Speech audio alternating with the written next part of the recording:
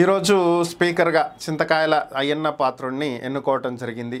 టీడీపీలోని senior నేత. So ఆయన్ని స్థానంలో కూర్చోబెట్టారు, బాగానే ఉంది. దీని తర్వాత వరుసగా అందరూ ఆయన గురించి మాట్లాడటం జరిగింది. చంద్రబాబు నాయుడు గారు మాట్లాడారు, 66 ఏళ్ల వయసులో కూడా ఆయన ఇంకా ఉత్సాహంగా ఉండేటువంటి వ్యక్తి అని. అలాగే వంగలపూడి అనిత గారు మాట్లాడారు, నేను టీచర్గా ఉన్నప్పుడు ఆయన్ని కలవటం జరిగింది, ఆయన ఎమ్మెల్యే, ఇప్పుడు ఆయన సభాపతి, నేను ఎమ్మెల్యే మినిస్టర్గా ఇదే సభలో ఉండటం నాకు చాలా గర్వకారణం, ఆయన నన్ను సొంత కూతురులాగా చూసుకుంటారని ఆమె కూడా చెప్పడం జరిగింది. ఇక ఓవరాల్గా జనసేన అధినేత పవన్ కళ్యాణ్ గారు కూడా మాట్లాడటం జరిగింది. ఈయన పవన్ కళ్యాణ్ గారు మాట్లాడుతూ అయ్యన్న పాత్రుడి నెత్తి మీద ఒక పెద్ద భారాన్నే పెట్టారు. మామూలు చిన్న విషయం కాదు. ఆయన సరదాగా మాట్లాడుతూ చేసినటువంటి వ్యాఖ్యలైనా సరే వాటిల్లో చాలా మీనింగ్ ఉంది, చాలా అర్థవంతమైనటువంటి స్పీచ్ పవన్ కళ్యాణ్ ఇచ్చారనుకోవాలి. ఎందుకని అంటే మీరు ఒకసారి గమనించినట్లయితే పవన్ కళ్యాణ్ స్పీచ్లో ఉన్నటువంటి ముఖ్య అంశాలు మనం తీసుకుంటే చిన్న అక్కడక్కడ పాయింట్లు కనుక మనం తీసుకున్నట్లయితే ముఖ్యమైనటువంటి అంశాల్లో ఫస్ట్ ఏంటంటే సభా స్థానంలో అధ్యక్షుడి స్థానంలో అయ్యన్న పాత్రుడి గారిని కూర్చోబెట్టారు. సో ఈ కారణం చేత ఆయనక అపోజిషన్ వాళ్ళని తిట్టలేరు.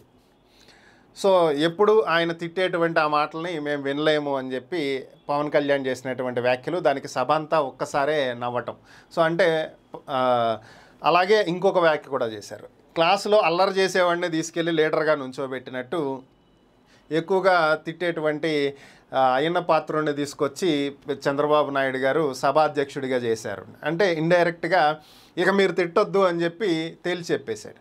ఇప్పటి వరకు మీ దూకుడుతనం చూసాం, ఇక నుంచి మీ హుందాతనం చూస్తామని కూడా చెప్పారు. అంటే ఇక నుంచి మీరు ఇరువైపులా న్యాయం చేస్తూ నిష్పక్షపాతంగా వ్యవహరించాలి, హుందాతనంగా వ్యవహరించాలి, ఇంతకు ముందులాగా నోటికి ఏ మాట వస్తే ఆ మాట అనటానికి వీల్లేదు అని చెప్పి చాలా చక్కగా చెప్పారు. దీంతో పాటుగా సభలో ఎంతోమంది చర్చల పేరుతోటి వినలేనటువంటి భాషని మాట్లాడుతున్నారు. ఇక్కడ భావం ముఖ్యం, భాష ముఖ్యం కాదు. మన ఆవేదన, మన భావం అనేది అర్థమైతే సరిపోతుంది, కానీ దాన్ని భాషలో చూపించాల్సినటువంటి అవసరం లేదు. భావం తీవ్రత ఉంటే చాలు, భాష తీవ్రత ఉండాల్సినటువంటి అవసరం లేదు.